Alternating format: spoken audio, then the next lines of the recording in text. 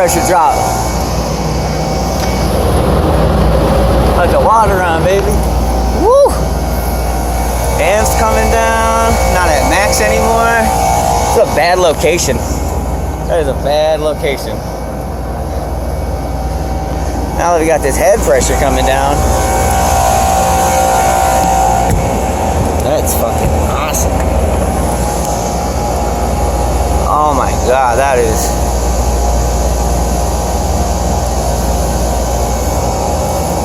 $120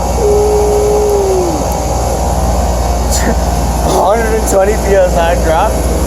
Holy shit! I was at a 410 head pressure on this unit. It's on a surgery center. It's just a super bad placement. And the reason we have bubbles in the sight glass because they kept a lower charge on it. Because if they would have put any more charge in it, it would have umped the amps on the compressor. They would have been kicking off on internal. And I lost my train of thought here. Hold on, I'm looking at this thing. I'm like, what the fuck? Your amps would have been up. Your head pressure would have been up. You're not going to be rejecting as much heat. Your evaporator temperature is going to be higher. So you want to keep this freaking condenser super, super cool as far as this style, because terrible, terrible installation location. But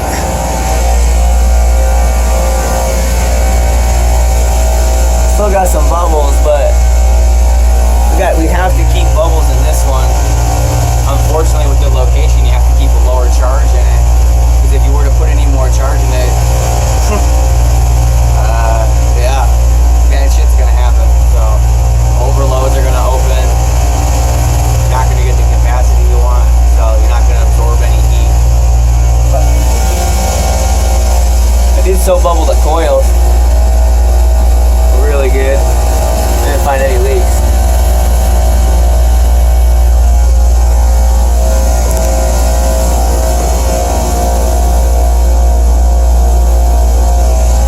She's running how she's supposed to.